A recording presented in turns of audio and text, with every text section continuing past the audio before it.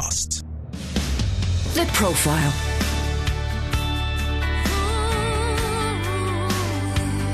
You're listening to Premier Christian Radio.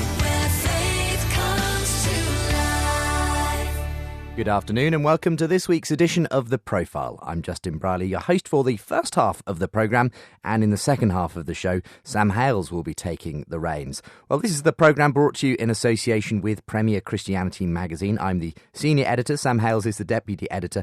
We're both talking to people who are both featured in the January edition of the magazine. If you'd like a free sample copy of the latest magazine, premierchristianity.com/free sample. And of course, the profile available not just here on the radio, but also as a podcast to listen back to whenever you want. Do look it up on your favourite podcast software or visit our website, premierchristianradio.com/the profile. Two exciting guests to bring you this week. First of all, I'm going to be sitting down with Jeremy Vine, well-known broadcaster for the BBC, both on radio and TV. He's going to be telling me about his faith and life, his broadcasting career, and more besides. And then in the second half of today's programme, Sam Hales will be speaking to Cardinal Vincent Nichols, leader of Catholics in England and Wales. And as I mentioned, both these interviews featured in the pages of the latest edition of Premier Christianity magazine. So first of all, time to meet Jeremy Vine, and I was able to catch up with him in the hallowed halls of BBC Radio 2. Jeremy, thank you so much for joining me on the programme. It's great to talk to you, and you've been something of a hero as far as I'm concerned in terms of your media career. Oh my goodness. So it's a bit of a fanboy moment to be able to meet you in person. But we're here in the Radio 2 offices. This is where you've spent the last nearly 20 years, isn't it? Man, something like that. Well, 15 maybe. Well, I think it's 15. Let's just think about that, because a few months ago I realised I got to the vital watershed of 14 and a half years. That's right. Why is that important? Because it's halfway to Jimmy Young's 29. Wow. There you He go. did 29, so he's streets ahead of me. Well, who knows how long this could go on for? But next week. I mean, we'll talk about the radio side, we'll talk about the TV, we'll talk about the career. But I do with this interview, the profile, we always go back to the beginning. You grew up in a Christian family, didn't you? Yeah. How was that experience? Because in your new book, which is called, just for the record, What I Learnt, What My Listeners Say, and Why We Should Take Notice, you do spend some time dwelling on your childhood and how that formed you as a person.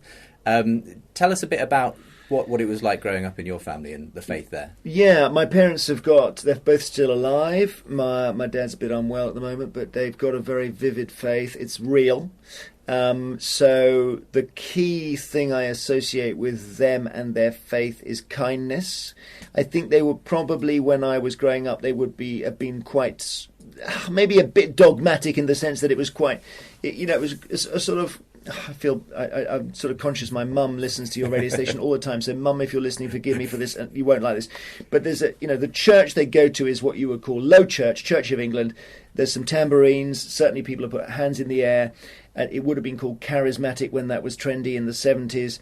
It's the thing where if someone had installed a stained glass window in the church, it would have been regarded as an act of vandalism. So it's that sort of church where it's stripped back, and and you can see the ideology. I was just thinking about this the other day when we had Luther's 500th, thinking, I get it. If you take out the candles and the incense and everything, you take out the stained glass, you take out absolutely everything, take out the liturgy, what are you left with? The answer is you're left with you either believe it or you don't.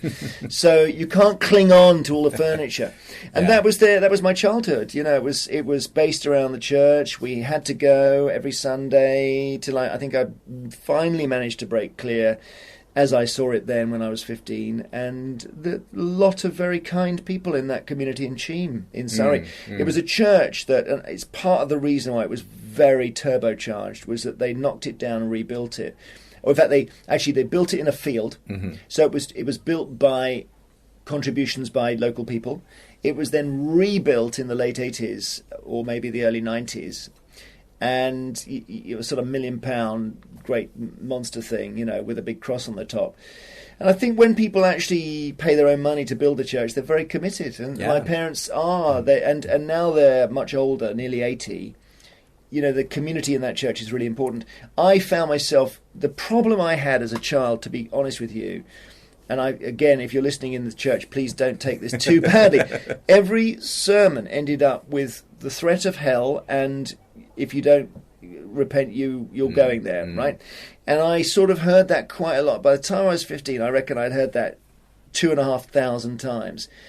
And I began to sort of have difficulties trying to work out where I was on that spectrum because I'd never had a big conversion moment. So I think I felt very jealous of people who could come to it fresh.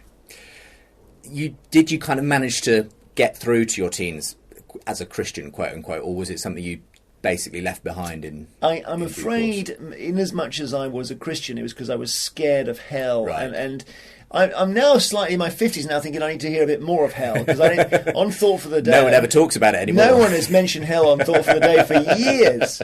But as a teenager, it scared, even when I went up to university, it scared the living daylights out of me, I must say. So from that point of view, it worked very well. Trouble is that love and fear are not really compatible, you know. And I used to... Yeah, I mean, we're getting into this sort of teenage mind, but I mean, there were verses in the Bible I really struggled with when it says if you say Lord, Lord, but you don't obey what I say, and I'm thinking, what does that mean? And then you must love the Lord your God with all your heart and soul and mind and strength. There's nobody who does that. Nobody in the world, not one person who does that. So these seem like a series of impossible thresholds, and I gave up really.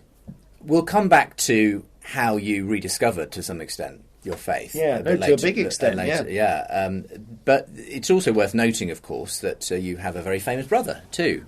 Tim Vine, a comedian extraordinaire. He's been a guest on this programme and indeed an interviewee in our magazine on several occasions. You kind of took quite different paths, though, in the end. You say in the book that he never quite learned how to grow up, basically, or didn't want to grow up in some way. What was going on with him that meant you went off in this very serious journalistic route and he didn't? Well, I think probably more small c conservative. I just did what I was told some of the time. I was a very difficult teenager, don't get me wrong. I never broke the law or took drugs or anything like that. So it was Cheam, remember? So rebellion was sort of, not watching Bruce Forsyth. That was on the Cheam level. Yeah, it was not wearing corduroys more than 3 days a week. No, I mean, I did conventional things and then, did his BBC career. And I think Tim, I'm guessing, but I think he watched it and thought, well, he doesn't want to constantly be in the same lift shaft as me and 2 floors below. So he's just going to change. He's not even going to go into another lift shaft. He's going to go somewhere completely else. And he went into the most different line of work you could imagine, which is I was trying to make people, I suppose a journalist tries to make people cry, and he was trying to make people laugh. So we're serious and he's silly, and you couldn't. In the end, actually, what's funny is that I think our lives have converged a lot because people often.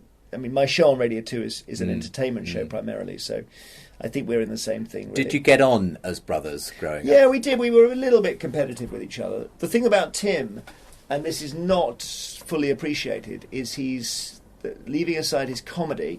He's the most stunningly talented musician in terms of songwriting, creativity, and he was spending his whole time as a teenager basically playing the piano. He just taught himself, and then he sat there and wrote these most beautiful songs. And I could never really handle how good he was at it. I was always saying, let me write the lyrics to this one, thinking that was my thing, but it wasn't really.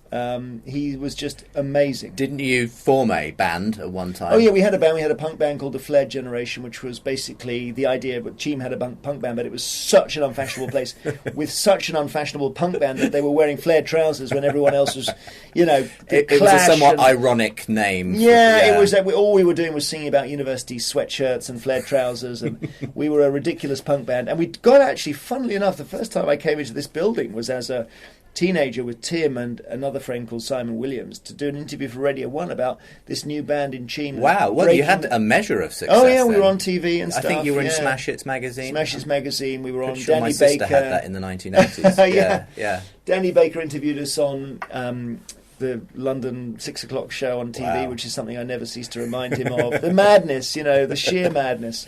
Who knows what could have been if things had taken a different course. Yeah, well, Tim, of course, in a way, became a rock star himself because comedy is the new rock and roll.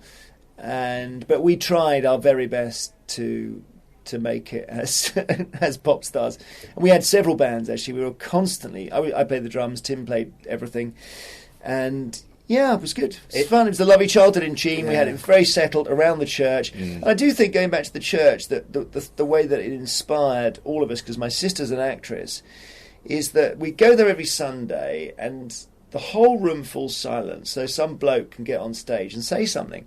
And the message it gave us was nothing to do with the Bible. It gave us the message that if you find a stage, you should immediately walk onto it and start speaking. And command it. Yeah, yes. And I genuinely think it created a performance gene. Wow, that's interesting.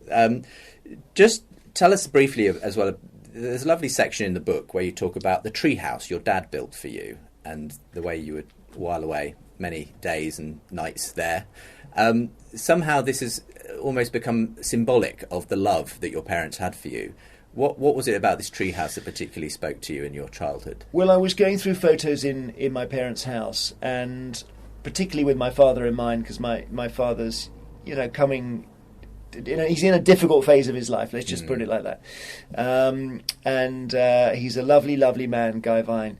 And I found this photo of a treehouse down the end of the garden, and it's more than just a treehouse. It's like a tree complex, So there's two trees involved. There's a cabin on stilts. There's a slide. There's all kinds of stuff. And I was just remembering all the time my dad spent building this thing, and how he brought his boys and Sonia into the building process, and how our summers were, spent with, we'd have a plan and we'd draw it, and then I'd be given some nails to hammer in, and Tim would be given some others, and it was all quite laborious.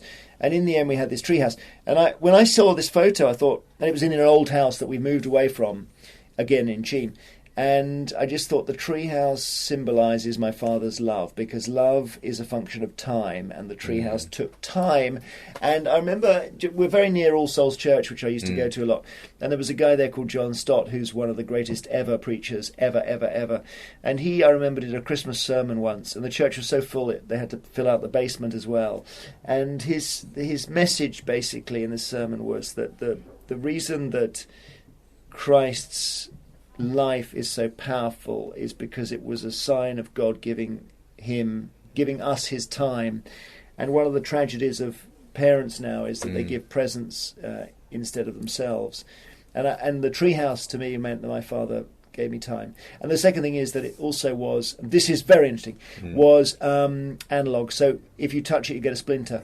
And there's so little in the world now you can get splinters from. Absolutely. And I think, my whole childhood was, I would stroke the neighbour's cat in a cardigan knitted by my mum, and then I'd get earth under my nails when I tried to dig a little hole in the flower bed, and that's all gone. The question is, have you managed to build a treehouse for your daughters? Or? I don't have, in London you don't have a garden. You don't have room. You look at the A to Z, seriously, and see how much green there is. There's nothing, unless I try and build it in Hyde Park without permission. But is the principle there? The principle, of course, it's time. It's time. Yeah. And I take my oldest to Chelsea. So one of the things that I think we would have benefited from maybe as I got into my difficult teenage years was some sort of shared activity with my parents that was not anything to do with church, life at home or church. Yeah. And I went bowling with my dad a couple of times, and I remember really enjoying it, Charrington Bowl, and thinking, this is nice, this is not like the normal father-son thing. And so with my oldest, one thing we've done is we've got Chelsea season tickets, and we go to all the home games, because I've had them for a while. And maybe football isn't naturally Martha's thing, but gosh, she now sits beside me. When are they going to bring on Hazard? It looks like Rudiger's got no pace today. What's happened to the midfield? Is something out of shape? That it's really interesting. I think it's really it's a great thing, and sometimes we just sit there and watch the game. Let's talk about your glittering career, which has encompassed so much. Obviously, your journalism with the BBC as an Africa correspondent, Newsnight, the Radio 2 show, Eggheads. Even Strictly, and there's not many people who can put that on their CV. But if you had to choose between TV and radio, which would it be? It would be radio, for the practical reason that it gives you longevity. The thing about TV is that it's all about novelty, and radio is all about consistency and constancy. Television is an announcement, and radio is a conversation. So if you are in it for the long haul, radio's the one. Yeah, it's nice to have done. I mean, I was looking. We did something on Points of View recently about which are the 5 longest-running BBC shows of all time. This is quite a good test, actually. The number one is, I think, it's Panorama, and then we've got the Sky at Night, Blue Peter, I think maybe Points of View, Doctor Who, something. I thought, that's amazing. I've done 2 of them. So you've done 2 of the biggies. Yeah. Of the longest running. Yeah. And that's very unusual in television to have programmes run for that long. It is, yeah. And, I don't do Panorama now, so I can't claim to be doing that now. But, yeah, I think in television you always get bounced out. So, with radio, and particularly with the show you've been doing since, 2002 now, I think? Yeah. 2003, Jeremy Vine Show. The book is really about the listeners. What I learnt is telling their stories and all the crazy anecdotes that you've gathered over the years. I mean, do you actually write some of these down? If someone comes on with a crazy story, do you sort of save that somewhere and make sure that you keep it for posterity? Yeah, I do. Well, we have a very good clipping system for sound. So, and if this is good advice for you if you do a radio show, if it happens and you think it's good, clip it then. Don't wait for 6 months because you can't remember it. No, absolutely. So we clip stuff on the spot, and also I keep comments that were made. I mean, we had one the other day that this old guy rang in and said that he's attached a rape alarm to the flowers he's left on his wife's grave to stop yobs stealing them. Crumbs. I just thought, gosh, that's a totally British story, And then we had a guy in his 90s ring and says the only way to deal with the Brexit negotiations is to send in the SAS. So I always note these things down, And the joy of the, it's so spontaneous, it's so real. You're mentioning TV and radio. With TV, the problem is you cannot get the equivalent of the caller on a radio show. Yeah. If you want to have someone on the air, you've got to get a spotlight into their house and put makeup on them. And as soon as you do that, they become someone else. As they just don't say what they really want to say. And the show has become phenomenally successful, over 7 million listeners. Which is a weekly figure, by the way, but yeah, sure. But nonetheless, it's outclassing many of the big highbrow shows and that sort of thing, at least in terms of popularity. So, with that many listeners, though, do you feel like you know who your listener is? We used to, and I say we, meaning me and the editor, talk about this a lot, Phil Jones.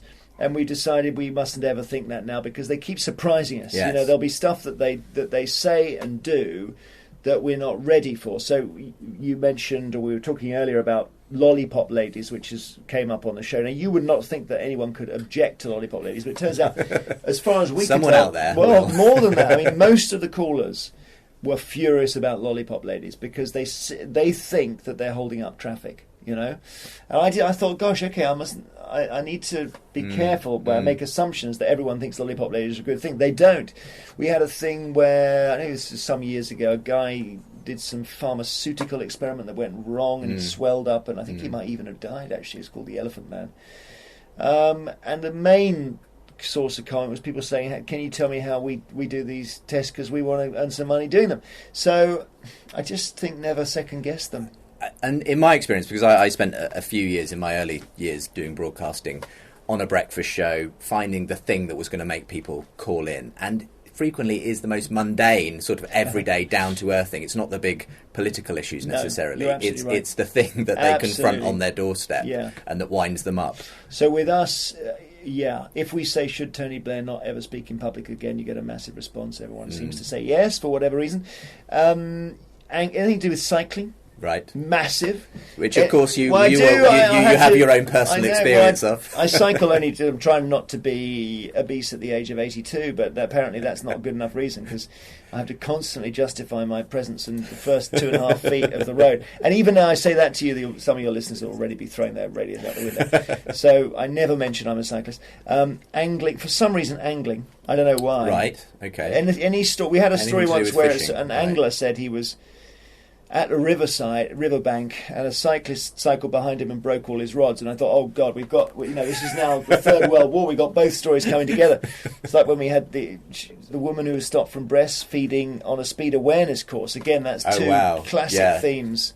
The man the paedophile who was having his guide dog taken away because he was using it to lure children. I mean, that was another one which combines themes, yeah. But the biggest theme of all, actually, is what I would call IGW, intergenerational warfare, which is to do with, let's just try and put this crisply, old people say young people don't work hard enough, and young people say old people have stolen everything. Houses, pensions, holidays. Yeah.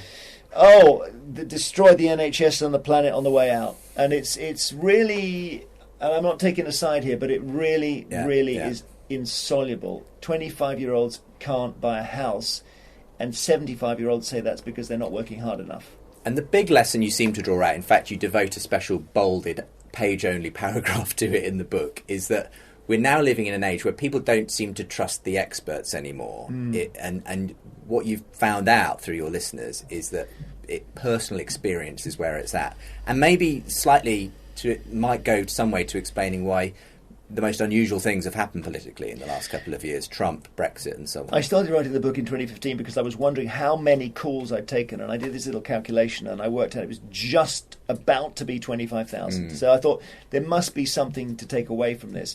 And then we had Trump and then we had Brexit, so it then all sort of came together. And I think what's changed is, and the reason this is happening now, is that you can, if you are an individual and you've got a personal story, you can now radiate that story in the most incredible way through technology. You can also accessorize it with information because people are able to Google everything now. So if you, let's say you want to find out about Lyme disease, you've got a choice. You could go to a doctor and ask him or her, or you could go to somebody with Lyme disease. And actually these days that's quite a hard choice.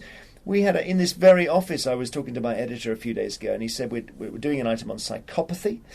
What makes a psychopath? Got a choice for you, Jeremy. Do you want to interview a very eminent professor of psychology from Cambridge or a psychopath? And it's just a no-brainer.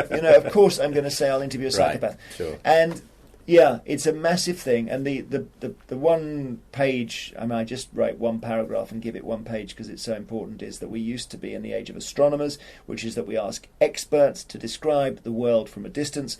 We're now in the age of astronauts, which is that we ask people who've walked on the moon to describe it. And the problem with that is that you can walk on the moon and not even know which planet you're on, let alone have any context. Yeah. So, interesting world.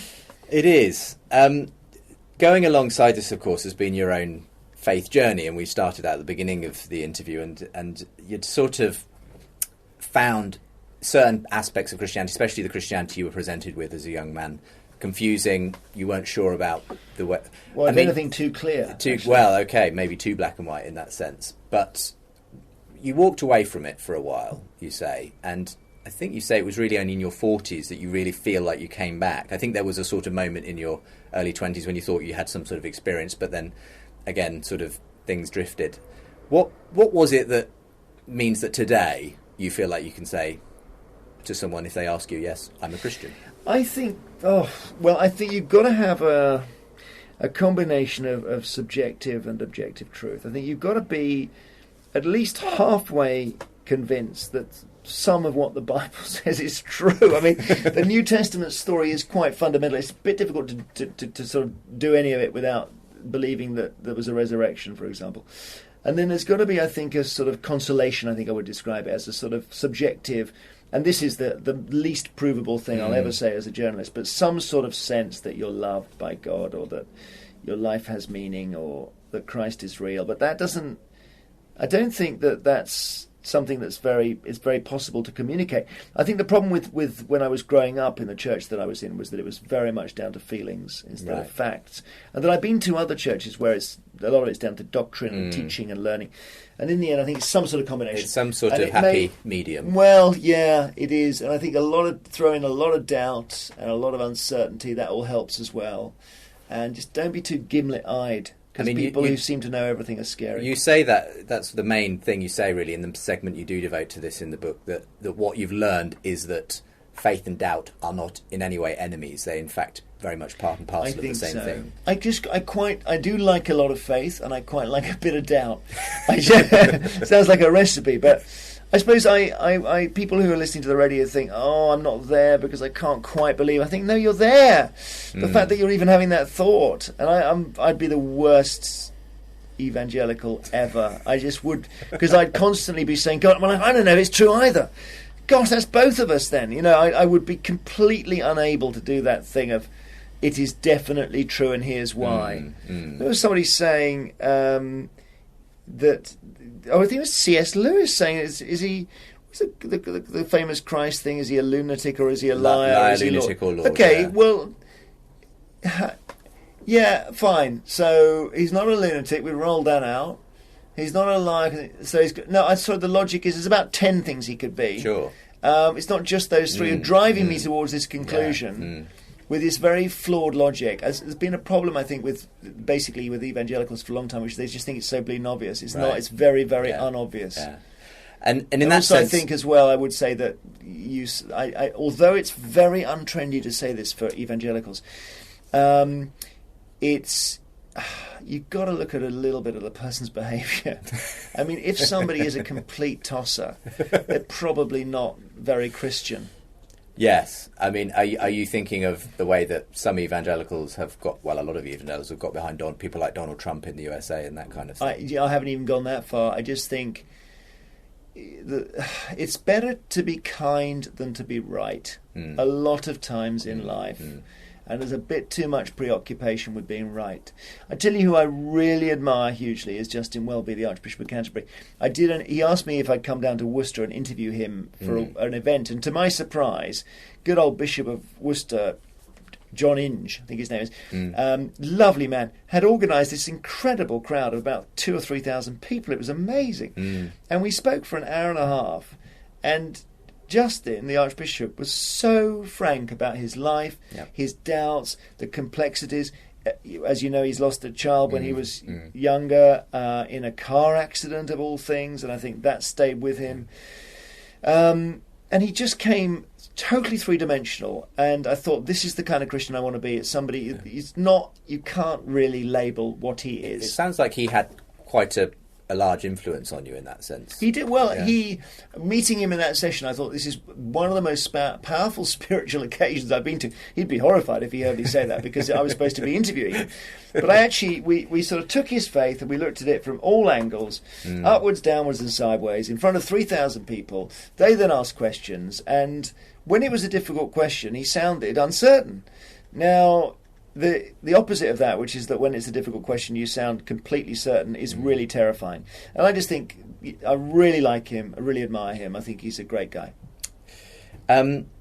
Just finally, you said a while ago, I think it was 2009, that it's almost socially unacceptable to speak about Christianity in public. Do you still feel that way? Is it still hard, especially in your line of work, to be open about I mean, I don't really give many interviews like this because I just think it's fundamentally quite boring to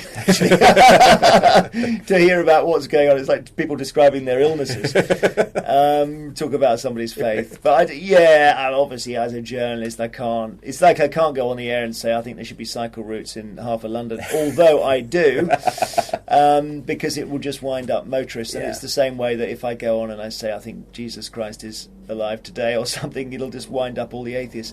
So I have to slightly take my cards off the table. That's all I really. But generally in the media world, do you find that it's hard, it's difficult, or I think easy? there's a sort of 1970s Christianity that is probably not very trendy now, and that's probably a good thing.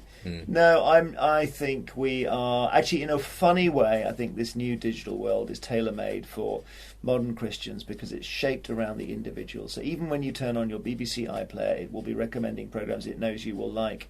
And in the end, isn't Jesus Christ, wasn't he digital? In the sense that he shaped his offer around the individual. Zacchaeus was told to come down from the tree. You're dining at my house tonight. I'm dining at your house tonight. Sorry, Zacchaeus was told to come down from the tree, and he said, I'm dining at your house tonight. Isn't that the ultimate in the digital offer? And he was the ultimate communicator as well. It's an issue of whether he would have been on Twitter or not. And if he was, would he have been trolled? I don't know. Yeah. Well, look, it's been such fun talking to you on the programme today. Thank you. We didn't even mention dancing, my goodness. Well, I know. We didn't get to Strictly, we didn't get to Eggheads, we didn't... I think I should say something about Strictly, because I hadn't said this before, but it's quite funny. I had this thought while I was on Strictly that maybe Strictly is like life, because what happens is you're in it, and it's incredible, and you learn about yourself and you learn about everything around you, and you see around you that people are being eliminated. They're suddenly just disappearing. And you never think it will happen to you. And as this show goes on, you get more and more just lodged in it, and it becomes a routine. It's week 6, week 7, week 8, and then suddenly, bang, you're gone. That's what life is like. It's completely analogous to life. And then when you're outside looking in, you think, did that even happen? So I suddenly realised, here we are all trucking along, and it's just like Strictly, and at some point, I'm afraid the judges will take us out. And I guess you've got to make the most of the moment that you do have. That's probably it, yeah, keep dancing. Thank you very much, Jeremy, for being my guest on The Profile today. Jeremy Vine's book, What I Learnt, What My Listeners Say, and Why We Should Take Notice, published by Orion. You can get hold of it at all good book places. You're listening to The Profile with me, Justin Brierley, handing over in the next section of the programme to Sam Hales, who's also been out and about, speaking this time to Cardinal Vincent Nichols, leader of Catholics in England and Wales. He'll be with us in just a moment's time. We're on air with broadcasting legend Jeremy Vine in the latest Premier Christianity magazine, as he tells us how he lost his faith and then found it again, and life behind the mic on his radio and TV programmes. Plus, we profile 3 of the UK's fastest growing churches as they share their secrets on why their congregations are multiplying members. And as 2018 begins, read about 5 spiritual practices that could renew your relationship with God in the new year. All that plus news, reviews and your favourite columnists. Ask for a free copy of the January edition, premierchristianity.com/free sample. The Profile.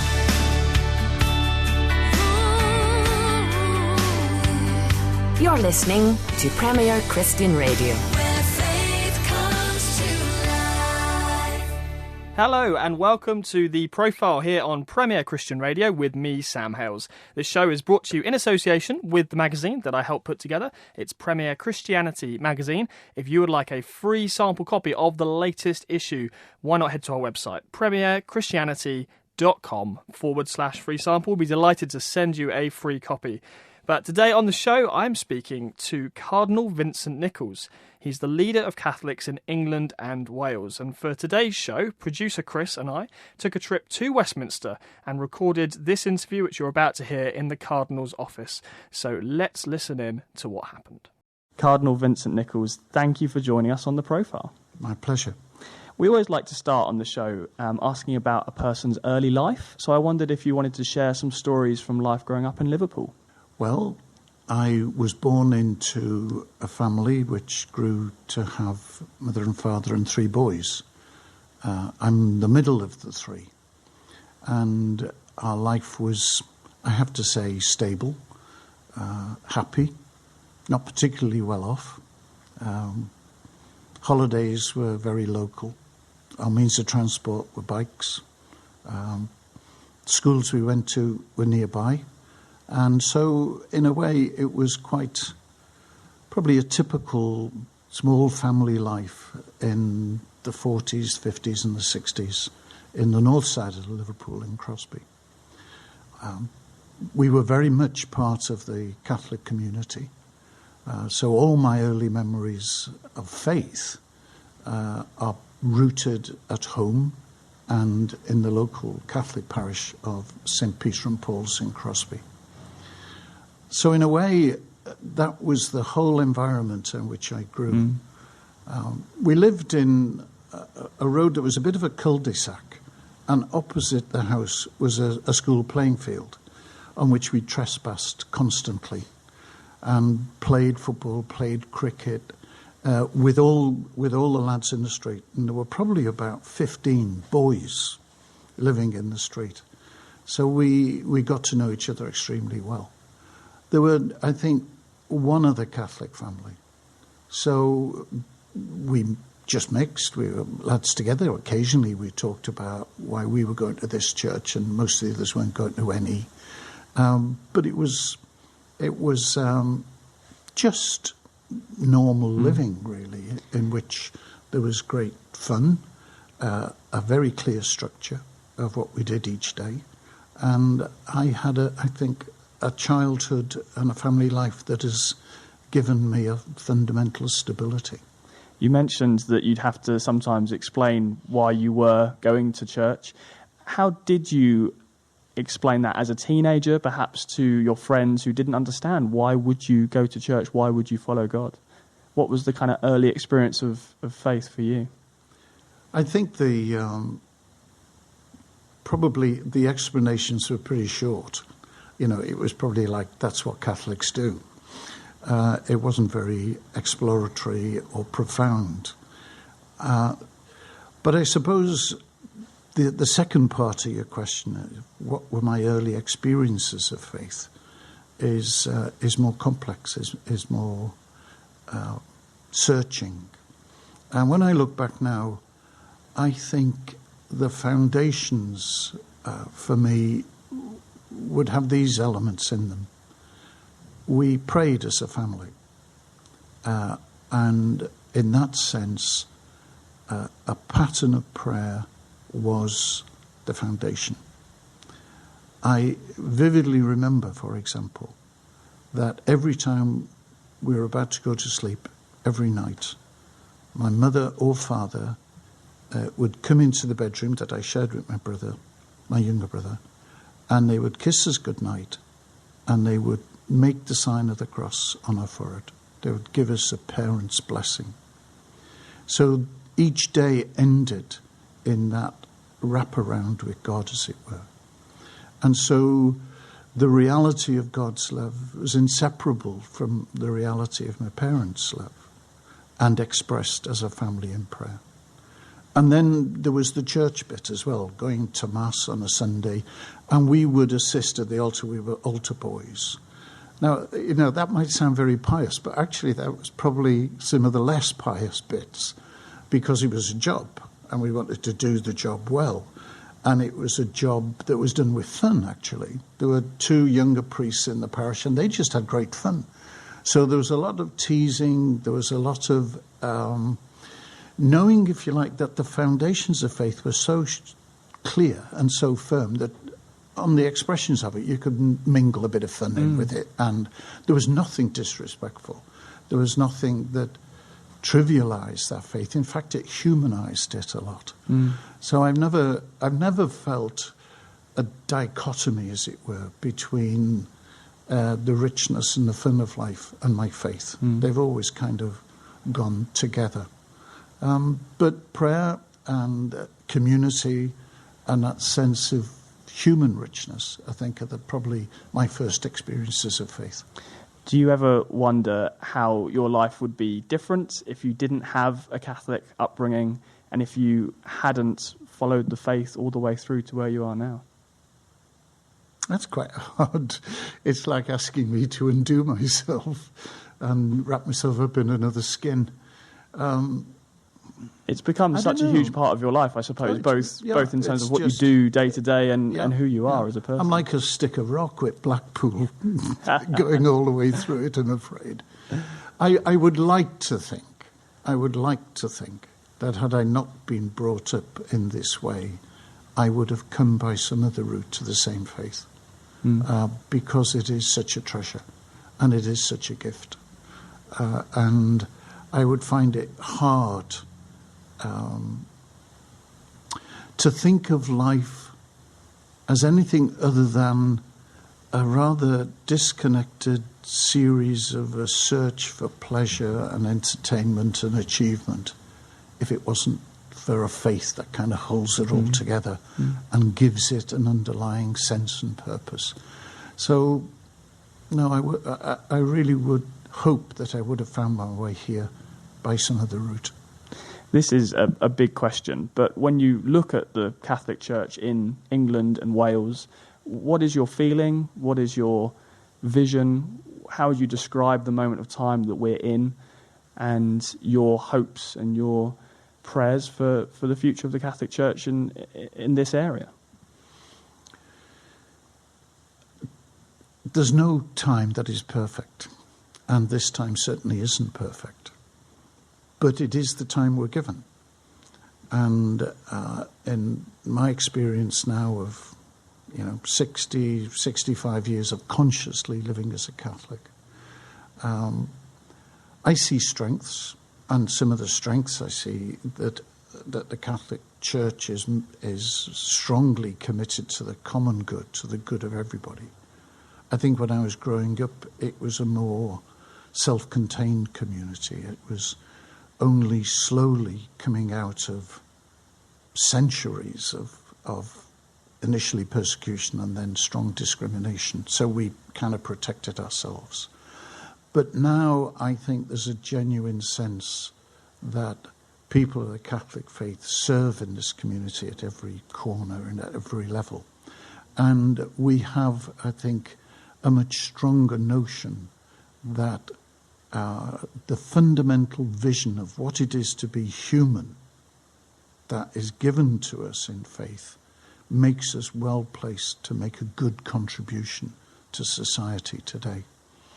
But that service that we want to give has always to be rooted in faith. So in this diocese, for example, we were reckoning up in order to render our accounts to the Charity Commission that in this Diocese of Westminster we have something like 840 different outreach programmes addressing need.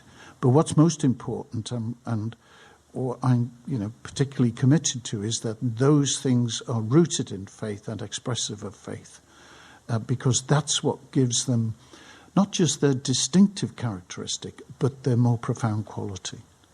So I'm pleased at that. I'm pleased that there is this genuine openness in the Catholic community towards the good of society. I think the picture, if I look more widely across the country, varies quite a bit. In this diocese, in Westminster, we're trying to expand churches and add bits on and put an extra bit here because they're not big enough. In other parts of the country, I know, the numbers of Catholics are falling.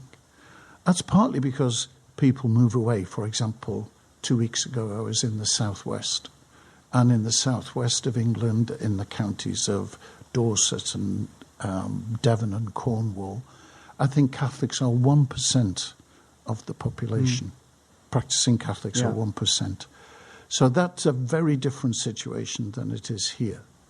But it's partly to do with the movements of people within the country, and it's partly to do with the arrival here of Catholics from all over the world. If I go into a Catholic parish in London, I can be pretty sure that I will meet people from 20 or 30 different nationalities.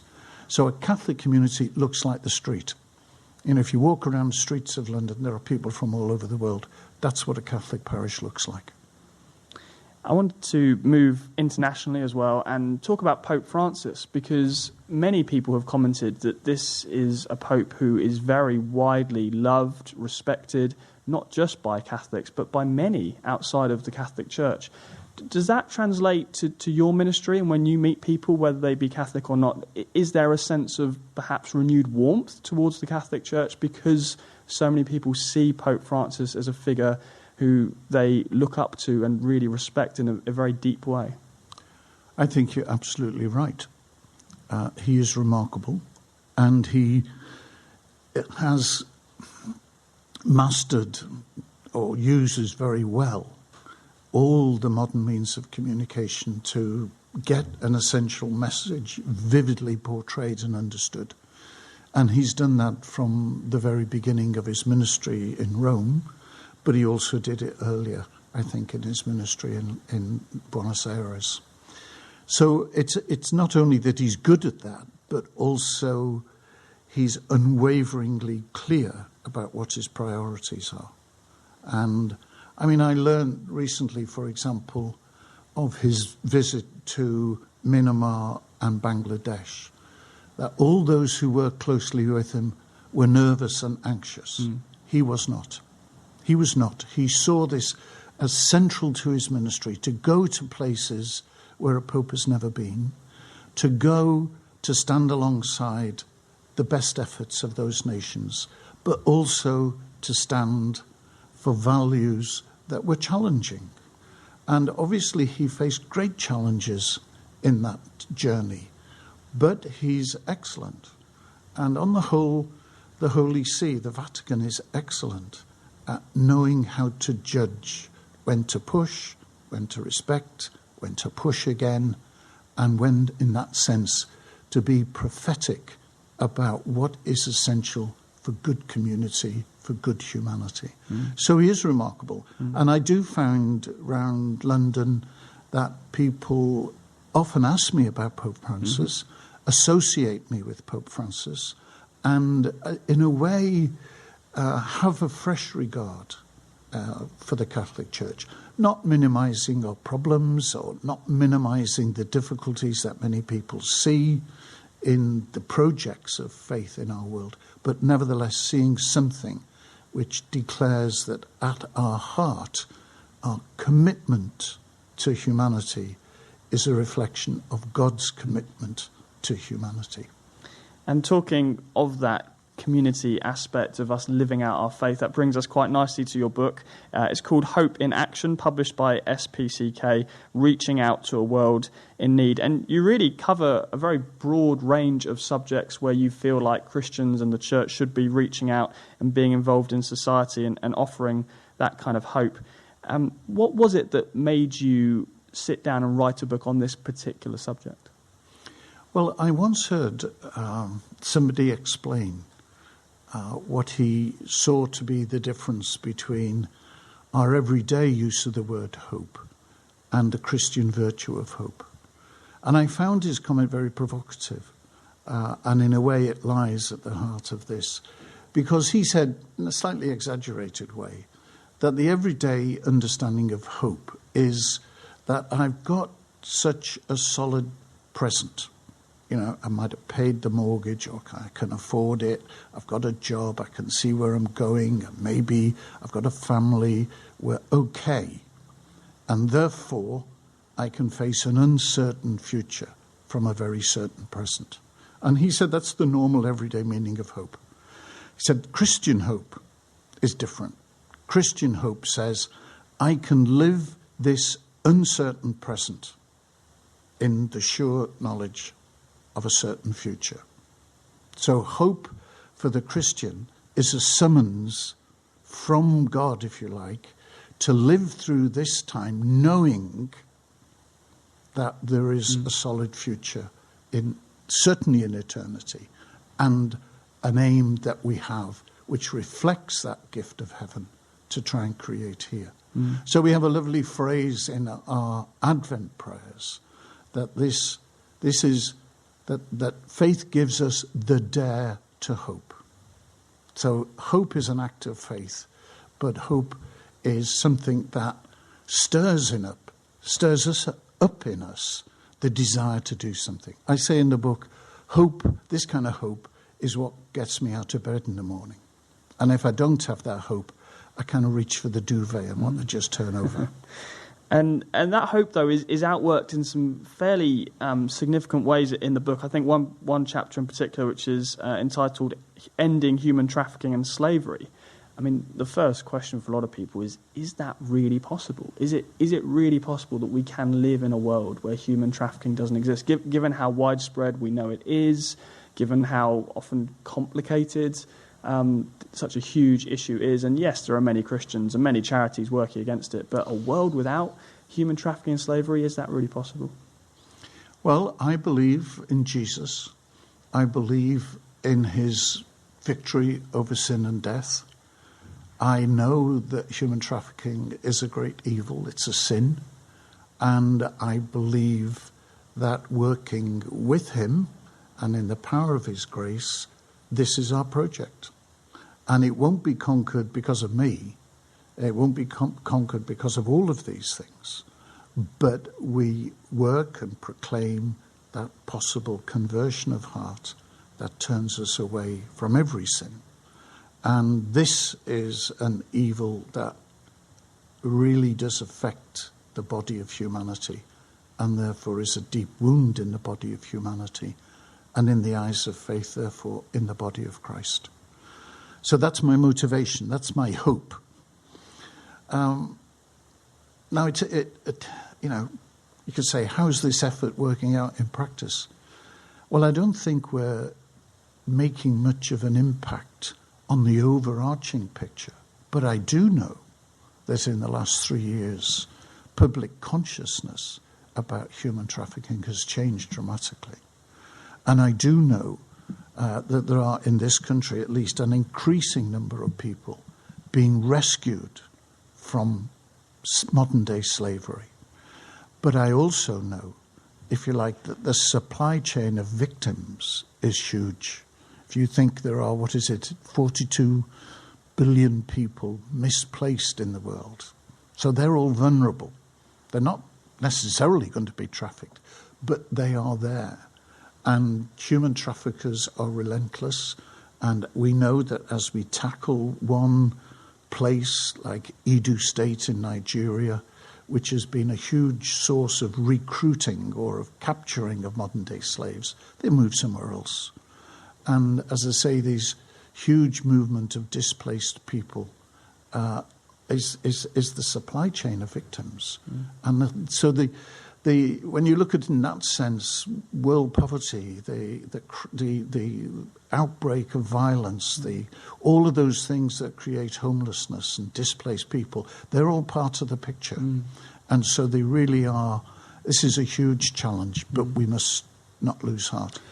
Is this, though, why actually the church has a unique place in society? Because we know that God changes hearts, and as you say, that people, if they're caught in one place, may simply move to another. But actually, if we can get the message of the Christian gospel to people, it will change their hearts. And almost it's the inward change that has to happen in some of these cases, Well, in all of us. It has to happen in all of us.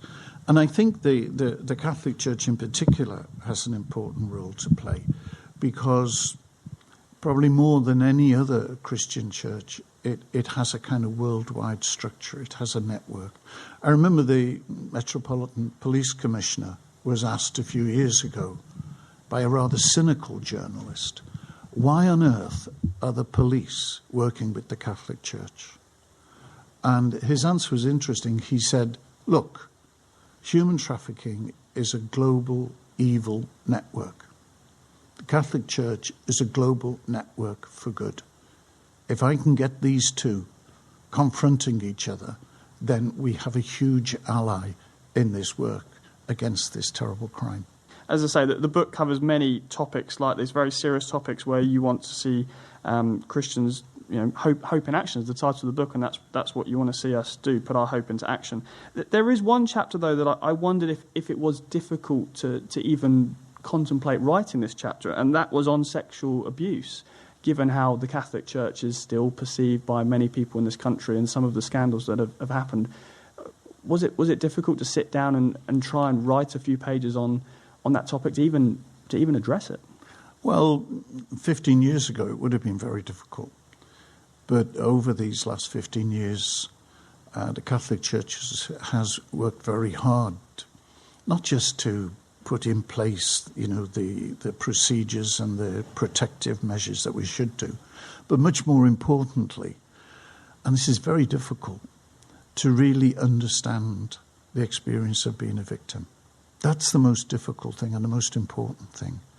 And to be quite honest, I think it's, for me personally, it's the struggle of trying to do that and spending time listening to painful stories that has, if you like, given me the spur, given me the determination to work with victims of trafficking. It's often, I think as everybody knows, it's difficult for the church when some of its people have perpetrated this offence. We're not necessarily in the best place to provide the support for the victim, because that relationship is a very broken relationship. And the deep tragedy of the abuse of youngsters in the church is the relationship which is damaged is not just with the church, but it actually goes through to their relationship with God, which is a terrible, terrible thing.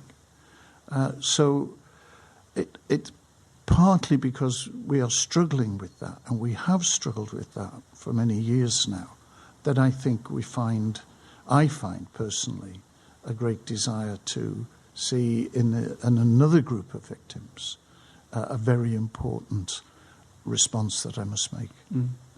One of the people who has endorsed the book is Justin Welby, the Archbishop of Canterbury. And I know he's spoken publicly before about your friendship. Many have said that this is quite a historic moment, actually, for the Church of England and for the Catholic Church in terms of having two leaders who are friends is actually quite significant if you look at history. Is too much being made of that, or is this a positive development? Well, it's a reality, and it's a very important reality, and for me it's a great joy. I'm not sure it's that new. I think this has happened possibly less in the public eye with certainly the last two Archbishops of Westminster. But today, with this fast-moving social media, these things are more quickly out and about. And nor would I wish to confine it to Archbishop Justin and myself. So just recently, for example, I was giving evidence to a select committee of the House of Lords on civic engagement. But I did it sitting with the Chief Rabbi. And so we could speak shoulder to shoulder, side by side, with great understanding between us. And in a way, most of the times making the same points, occasionally being a bit diverse, but I think giving clear evidence that when people think that, we're a society without much cohesion, without much mutual understanding, and when they think that's because of the different religious beliefs and the religious faiths, they're wrong. The real problem lies not between those who believe in God, but it lies between those who do believe in God and others who are just puzzled by the whole thing, have never really thought about it, and just pick up the stones that are lying around to throw at something they don't understand. That's where the real challenge for our society lies. The level of religious illiteracy in this country really is quite considerable, and it's a real obstacle to social cohesion and a sharing of a vision. Well, Cardinal Vincent Nichols, it's been an absolute pleasure. I'm sorry we're out of time, but thank you so much for joining us today on The Profile. It's my pleasure. Thank you very much indeed. Thanks for joining us on The Profile here today on Premier Christian Radio with me, Sam Howes. To access this show as a podcast and hear past episodes, you can visit our website. It's premierchristianradio.com/The Profile. Coming up next, though, here on Premier Christian Radio, it is Dave Rose with Premier Playback.